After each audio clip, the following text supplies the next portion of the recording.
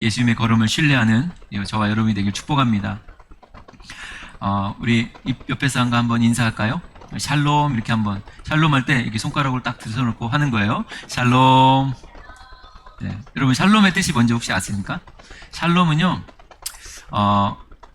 평안이란 뜻이에요. 평강, 평화, 화평 이런 뜻인데 이게 세상이 주는 평안이 아니고 하나님께로부터 오는 평안.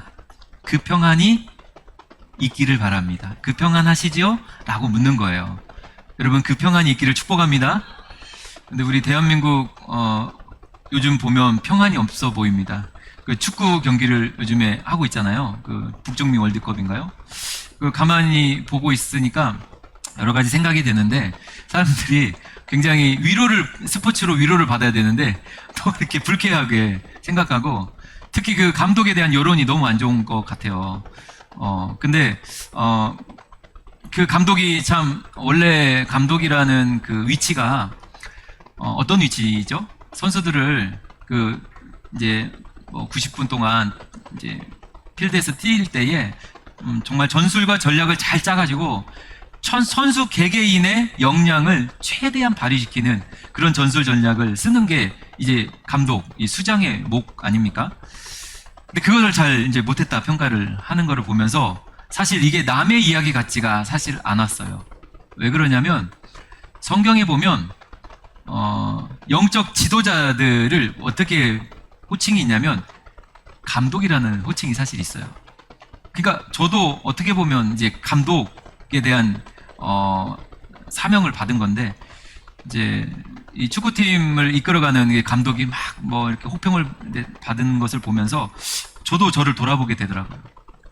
그러면서 이제 나는 하나님 앞에서 이 지금 한 사람 한 사람 역량을 잘 키워내고 있는가, 섬기고 있는가, 약간 그러한 자기 반성의 시간을 좀 많이 갖게 되었던 월드컵 기간이었습니다. 여러분 어땠습니까? 그런데 한 가지 저한테 빛과 같이 소망이 있었던 것은 뭐였냐면 우리의 교회와 우리 가정과 우리 개개인을 사실 감독하시는 진짜 감독은 누구예요? 하나님이라는 거예요. 믿으시죠? 하나님이 우리를 다 감독하고 계시니까 우리가 여기까지 올 수 있었던 것 같고 살아가고 있는 거라고 저는 믿습니다. 하나님이 주시는 그 평강을 가지고 오늘 말씀을 좀 들어갔으면 좋겠고요. 사실 오늘 본문은 정확히 나진 않지만 작년 12월 달쯤에 제가 예수님과 삼남매라고 하는 제목으로 한번 나눴던 적이 있었던 본문입니다. 그때 당시 요한복음의 저자 요한이 요한복음의 7가지 표적을 다룰 때에 마지막 7번째 표적이 오늘 그 본문 말씀이거든요. 그래서 우리가 잘 아는 내용이에요. 어떤 내용이죠? 마르다와 마리아 이 두 자매가 있는데 오빠가 있어요. 나사로. 근데 이 나사로가 거의 죽을 병에 걸리게 되고 이것을 예수님께 알렸지만 예수님은 웬일인지 바로 가지 않으세요. 나사로가 병들었습니다. 보시옵소서라고 하는 것은 사실 도와달라, 고쳐달라 이런 의미일 텐데 아시는지 모르시는지 예수님은 그냥 이틀을 더 머물다가 늦게 가시고 결국 나사로는 죽어서 장사를 지낸 상태로 예수님이 도착을 하시고 근데 여기서 끝나는 게 아니라 예수님이 그 죽었던 나사로를 다시 살리시는 줄 믿으시길 축복합니다. 이 이야기는 너무 잘 아는 이야기예요. 그런데 이 이야기가 기쁨이 되는 게 포인트가 뭐냐면 나사로가 살아나는 이 이야기는 오늘 우리가 살아가는 우리들에게 동일한 축복과 은혜가 적용된다는 거예요. 왜냐하면 나사로의 죽었다가 살아나는 이 장면은 나사로 개인의 이야기만 해당되는 게 아니라 예수 그리스도가 죽음으로 죽고 부활하신 그 이야기를 예표하는 이야기이기 때문에 예수 그리스도의 죽음과 부활의 사건이 우리한테도 적용이 되는 사건이라는 것을 나사로를 통해서 알려주고 있는 사건입니다. 그렇기 때문에 나사로의 부활은 우리의 부활이 해당이 되는 거예요. 할렐루야. 그래서 이 본문은 정말 감격스러운 본문이잖아요. 나사로야 일어나라 할 때 우리의 심령이 막 일어날 것 같은 느낌이 여러분 드는 저만 그렇습니까? 그런 장면이에요. 그런데 저는 이 놀라운 장면의 이야기의 결과에 대해서 결과값에 대해서 보다는 이 결과가 나오기까지의 예수님의 과정이 좀 그려지는 것을 주목했습니다. 예수님이 어떻게 이 과정을 이끌어가고 있는지, 그 과정 속에 제자들과의 관계 속에서 우리에게 들려주고자 하는 교훈과 메시지가 있는 것 같아서 그것을 좀 오늘은 살펴보려고 합니다.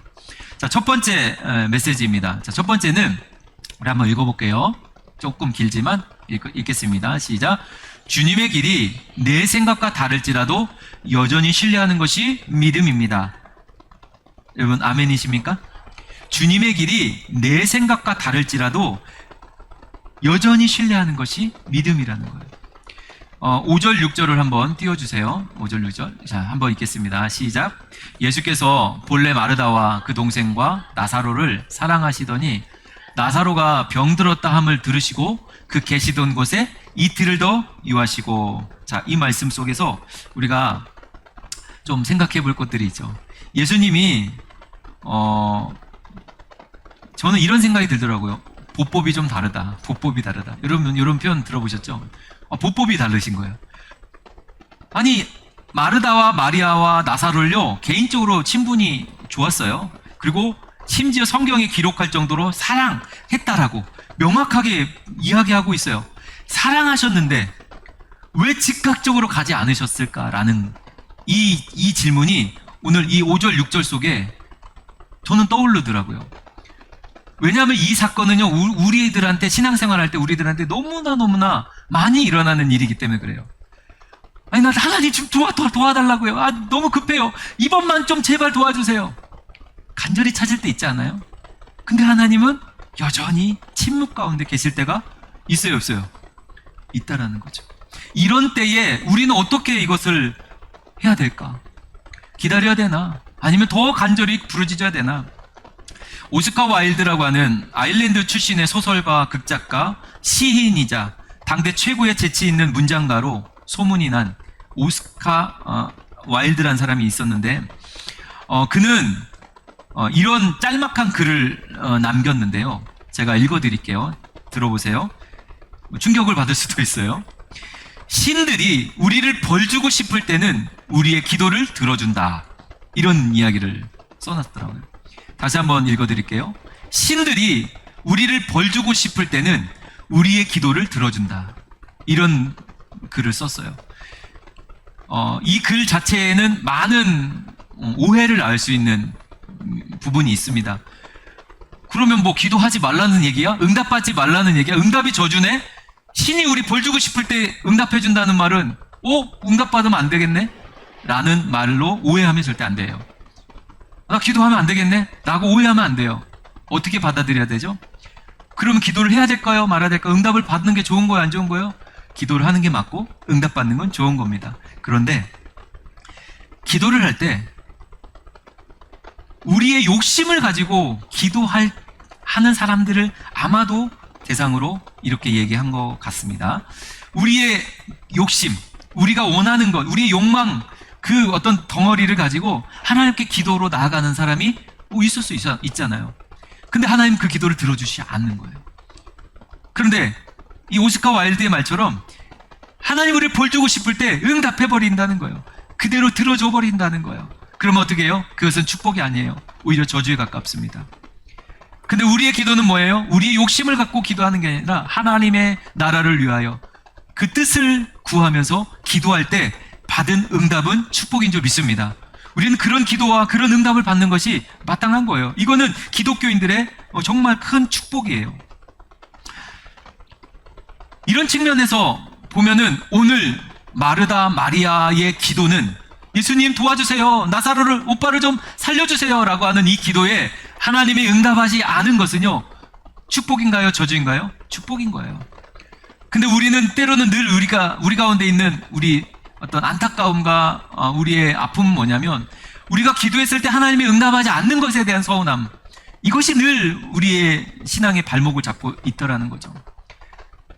그런데 오늘 말씀을 보니까 응답하지 않는 것이 베스트, 최선이고 최고의 응답이다라는 것을 어떤 그 부분을 분명하게 말씀하고 있는 것 같습니다.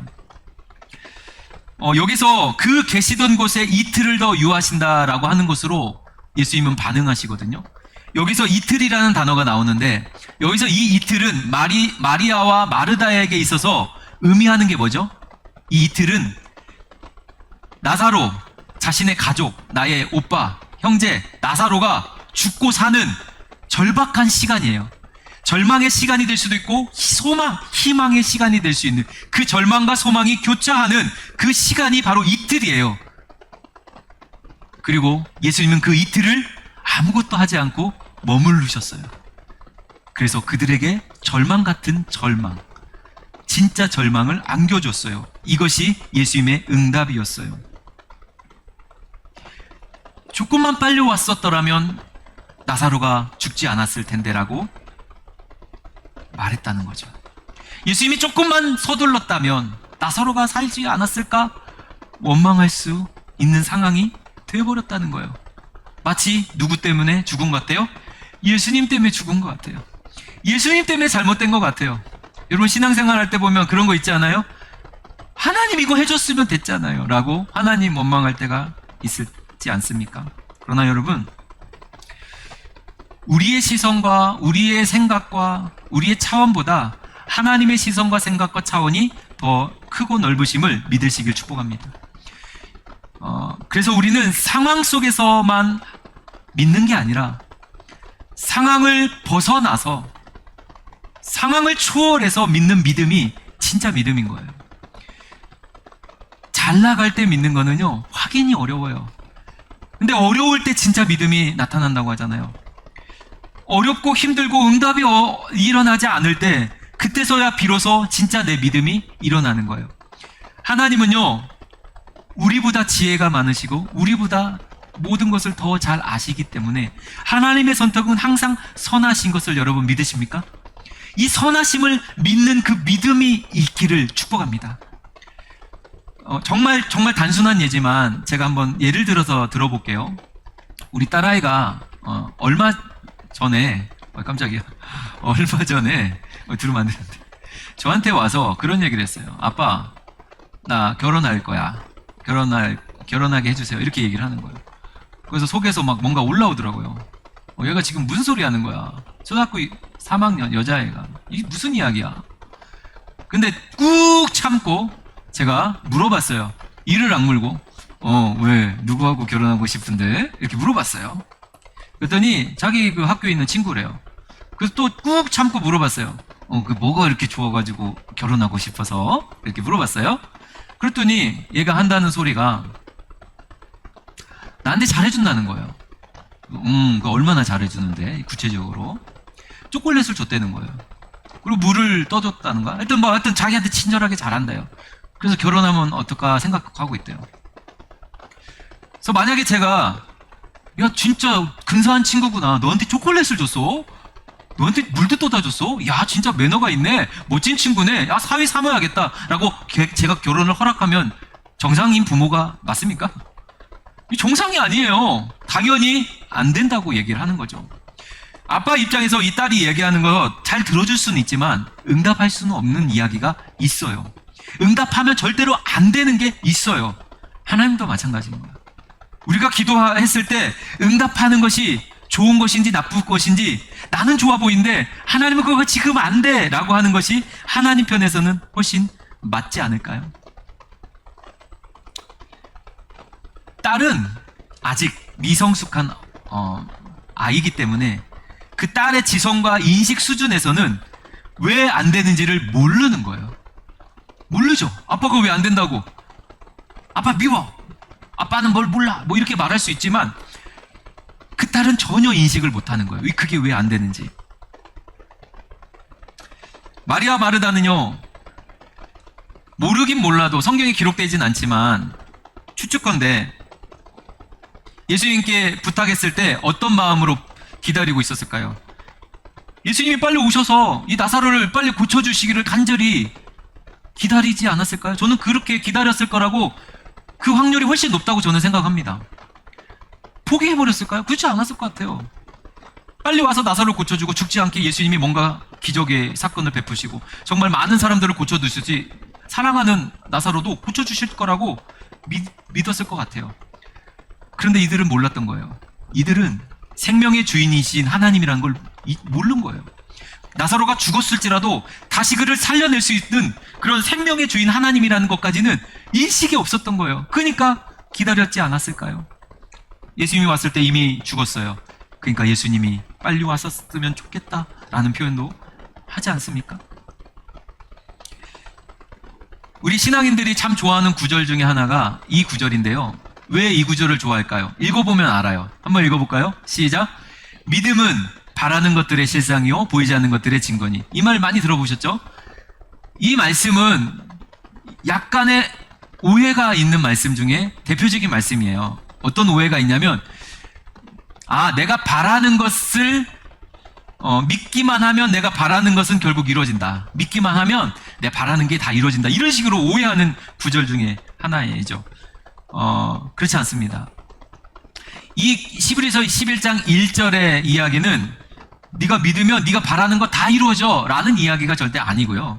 오히려 그들이 바라는 것들이 이루어지지 않는 것들을 칭찬하는 본문이에요. 여기서 보면 히브리서 11장은 믿음장이라고 해서요, 아브라함도 나오고 모세도 나오고 다윗도 나옵니다. 근데 보세요, 아브라함도 믿음으로 칭찬받고 다윗도 모세도 다 칭찬받는데 아브라함은요 땅을 기업으로 받은 자예요. 약속을 받은 자예요. 그런데 평생을 나그네로 살았어요. 모세는요 가나안 땅을 약속받았지만요 들어가지 못했어요. 다윗은요 하나님의 성전을 짓고 싶었지만 짓지를 못했어요. 그런데 이들은 다 믿음의 칭찬을 받았어요. 그러니까 결국 무슨 말입니까? 여기에서 바라는 것, 믿음은 바라는 것들의 실상에서 바라는 것은 내가 바라는 것이 아니라 내가 바라야 되는 것이 된 거예요. 내가 바라야 되는 게 그럼 뭐냐면 하나님의 약속인 줄 믿으시길 바랍니다. 내가 바라야 되는 거 있어요. 믿음은 내가 바라야 되는 것을 바라야 되는 거예요. 그게 뭐냐면 하나님의 약속이라는 거예요. 하나님의 약속을 바라는 자들은 그 믿음 가운데서 이루어진다라는 거예요. 내 욕심, 내 어떤 욕망, 어떤 내 소유욕을 채워주는 그 바람이 아니라 하나님이 약속하신 것을 우리가 바라는 거예요. 그럴 때에 그것이 분명 나의 실상이 되게 되는 것이라는 그 말씀이라는 거죠. 할렐루야. 신앙생활을 우리가 하다 보면 이런 오해가 많이 있죠. 하나님 내 소원 좀 들어주세요. 하나님 이것 좀 들어주세요. 이렇게 많이 기도해도 응답하지 않을 때 섭섭함을 갖고 가는 것이 아니라 하나님은 지금 가장 좋은 길로 나를 인도하고 계시는구나 라고 믿으시기를 축복합니다. 하나님은 나에게 가장 좋은 것을 약속하시고 가장 아름다운 것으로 우리를 채워주실 것을 약속하셨기 때문에 우리는 그것을 믿고 가는 거예요. 그 믿음이 있기를 주의 이름으로 축복합니다. 때로는 주님의 가는 그 인도하심이 나의 보폭과 너무 다를 때가 많다라는 거예요. 내 속도랑 안 맞고 내 방법이랑 안 맞을 때가 너무 많다라는 거예요. 그럼에도 불구하고 여러분 그때 믿을 때에 하나님의 기적과 이적과 하나님의 역사는 보이게 될 줄 믿습니다. 이것이 첫 번째 우리에게 주시는 말씀인 것 같고요. 두 번째 나누고자 하는 메시지가 있어요. 한번 띄워주세요. 읽겠습니다. 하나님은 나의 계산과 두려움이 아닌 그분의 뜻 가운데 일하십니다. 할렐루야. 자, 7절 8절입니다. 이어서 읽겠습니다. 시작. 그 후에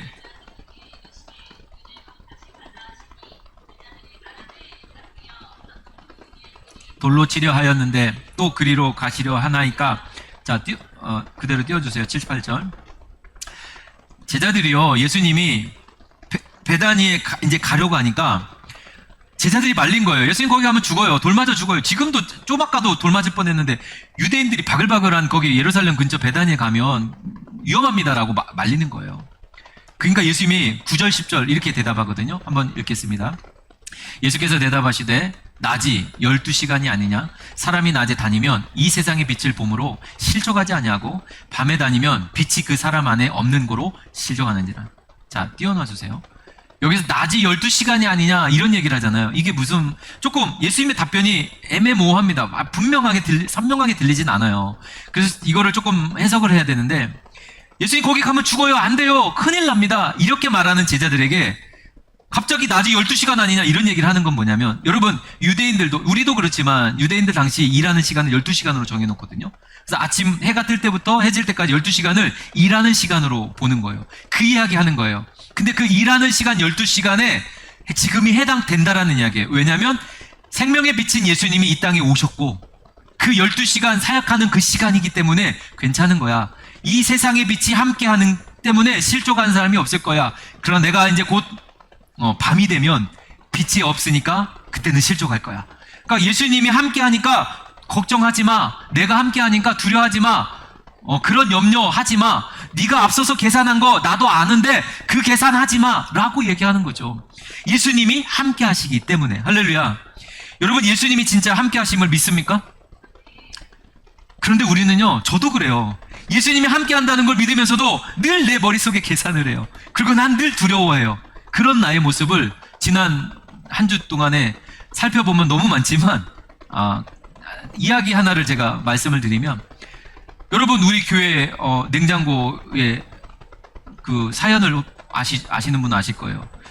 냉장고가요 오래됐거든요. 그런데 얘가 오래되다 보니까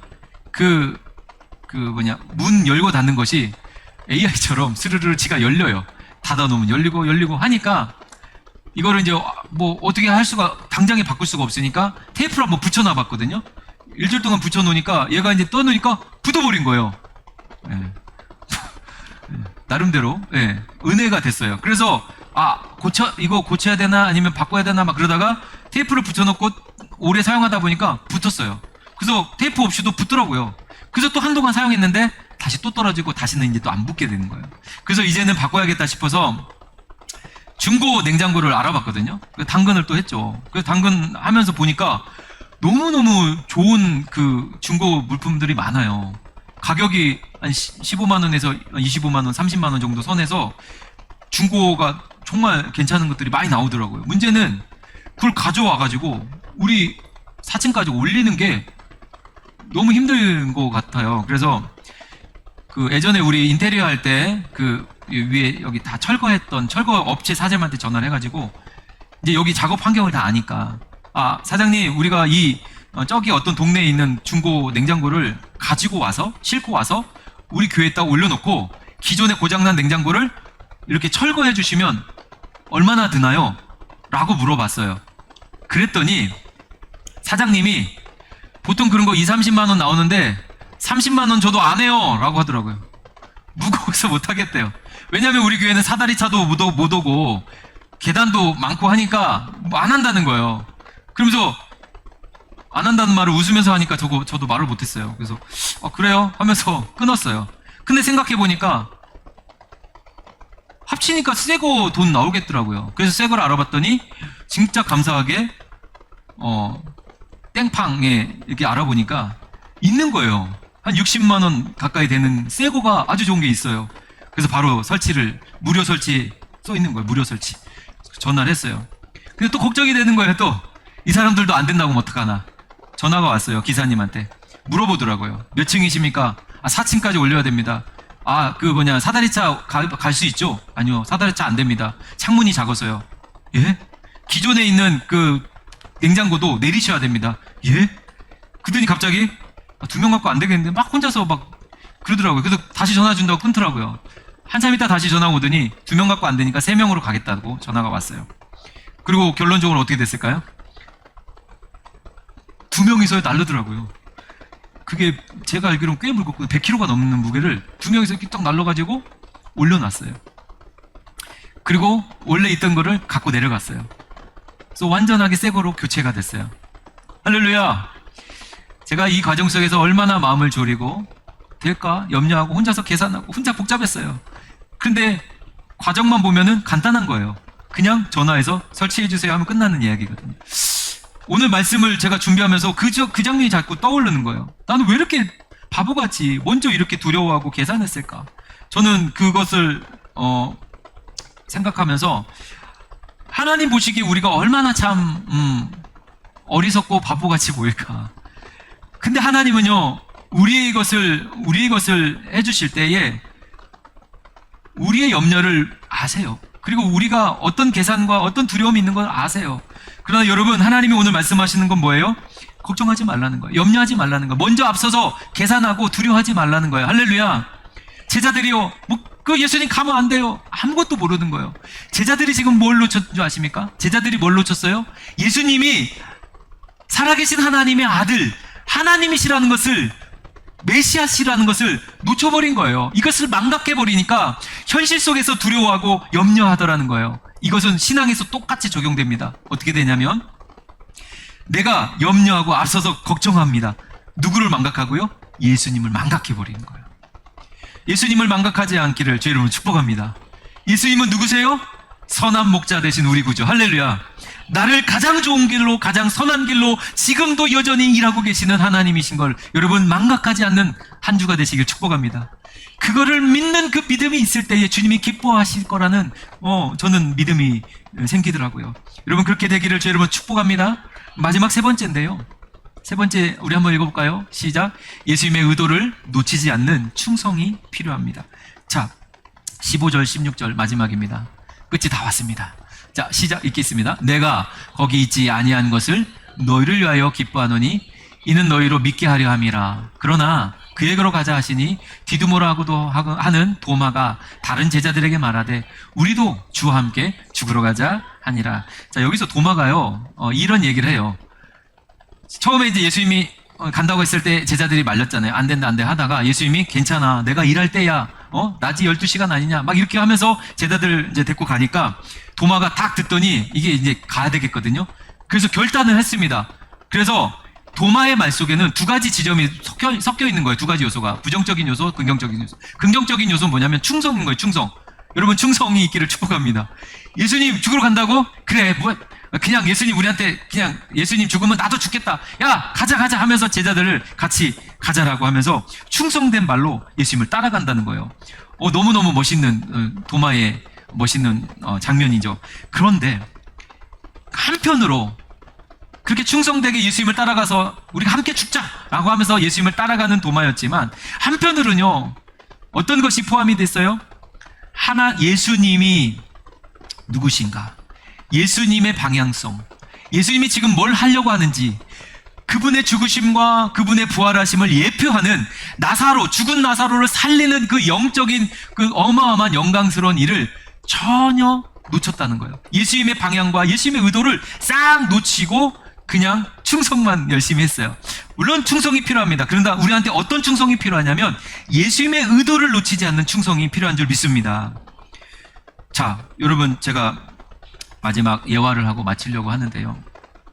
예전에 가끔 제가 얘기했던 이야기인데 예전에 제가 전도사 시절 때 정말 날이 추웠을 때였어요. 그래서 밖에서 사역을 하고 이제 교회로 딱 들어가면서 몸이 꽁꽁 얼어가지고 들어가면서 이제 따뜻한 물을 좀 한 잔 먹으려고 했는데 아이들이 막 오면서 전도사님 하면서 인사를 하더라고요. 그래서 아이들 반갑게 인사하고 그래 놀러 왔구나 하고 애들하고 인사를 했는데 내가 춥다 하니까 아이들이 그러는 거예요. 전도사님 따뜻한 커피 드릴까요? 그러는 거예요. 그래서 야 이게 진짜 그래 딱 좋은 굿타임 하면서 커피를 하나 거기 자판기 누르면 나오는 그 밀크 커피가 있었거든요. 커피를 하나 주문하고 저는 사무실로 잠깐 들어가 있는데 애들이 갖고 온 거예요, 커피를. 그래 고맙다. 그래서 몸이 너무 추우니까 따뜻한 거를 먹을 것을 기대하고 커피를 딱 받는 순간 마음이 조금 쎄했어요. 왜 그랬냐면 아이들이 맛있게 먹으라고 아이스크림 2덩이를 거기다 넣는 거예요. 아이스크림 2덩이를 딱 넣는 거예요. 그러면서 이제 아보카토가 된 거예요. 아보카토 아시죠? 저는 따뜻한 걸 기대하고 이제 그래 먹자 했는데 아보카토로 만들어 오니까 그래도 귀하잖아요. 아이들이 주니까 안 먹을 수 없죠. 맛있겠다. 애들이 아이스크림 먼저 드셔요 이러는 거예요. 저는 따뜻한 걸 먼저 먹으려 했는데 아이스크림 먼저 드세요. 그래서 아이스크림 먼저 먹고 다 먹고 이제 커피를 마셨더니 차가운 커피, 냉커피를 제가 마시게 됐어요. 그런데요, 마시고 고맙고 그것도 고마운 거죠. 고맙고 잘 먹었는데 갑자기 저한테 깨달음이 오더라고요. 아이들이 내가 원했던 것은 따뜻한 그 커피였는데 내 의도를 잘 전달이 안 된 거죠. 의도를 모르니까 이렇게 될 수 있겠구나, 오해가 됐구나. 저도 사역을 하면서 하나님의 의도를 모르고 방향을 놓칠 때가 있어요. 인간인지라. 그래서 기도의 자리에 나가보면 깨달을 때가 참 많거든요. 나 그거 아니야, 그거. 철원아, 그거 아니야. 이거야. 라고 가르쳐 줄 때가 있어요. 확실하게. 마음의 평강이 올 때. 그렇게 의도를 하나님의 분명한 어떤 방향성을 깨달을 때에 은혜가 되더라고요. 할렐루야. 여러분 신앙 속에서 하나님의 의도를 놓치고 하나님의 어떤 뜻을 놓친 채 열정과 어떤 충성으로 가다 보면 망하는 때가 있어요. 그것을 조심하시기를 주의 이름으로 축복합니다. 마지막 결론으로 이제 마무리를 해보겠습니다. 오늘 나사로가 다시 살아나는 사건은 다음 주에 한 번 더 나눌 수도 있어요. 우리 그 전주대학교 학생들이 또 몇 명 많이 오니까. 근데 어쨌든 오늘 이 본문의 이야기는 결과라기보다는 그 과정 속에 우리에게 주신 정말 귀한 하나님의 메시지들이 있었던 것 같은데, 첫 번째는 어떤 거였었죠? 때로 주님의 길이 내 생각과 다를지라도 여전히 주님이 선하시고 여전히 주님은 일하실 것을 신뢰하는 것이 진짜 믿음이라는 거예요. 할렐루야. 내 상황에 여러분 하나님 이렇게 왜 안 하시지? 왜 이렇게 안 하시지? 내 생각과 왜 다르지? 라고 했을 그때에 그래도 하나님은 선하시고 여전히 나를 사랑하신다는 것을 믿기를 축복합니다. 그 믿음을 요구하실 때가 있어요. 그 믿음을 통과해야 되는 때가 있어요. 그 믿음이 통과되는 우리 선한 마음 가족들이 되길 축복하고요. 두 번째로는 하나님의 어떤 분명한 뜻이 이루어지기 전에 내가 앞서서 나의 경험과 지식과 어떤 지혜를 가지고 계산하고 착각하고 두려워할 때가 있다는 거예요. 그것이 하나님의 뜻을 가리울 때가 있어요. 하나님의 뜻은 이루어질지만 나는 그 안에서 평강을 누려야 할 때에 두려움을 느끼고 괴로움을 느낄 때가 많다는 것이죠. 여러분, 그러므로 하나님이 일하시기 전에 내가 먼저 앞서서 두려워하고 내가 먼저 계산하지 않는 은혜와 믿음이 있기를 주님으로 축복합니다. 마지막으로 주님의 의도를 놓치지 않는 충성이 필요합니다. 우리 옆에 사람과 한번 고백할까요? 주님의 의도를 놓치지 맙시다. 주님께 충성합시다. 우리 한번 기도하겠습니다.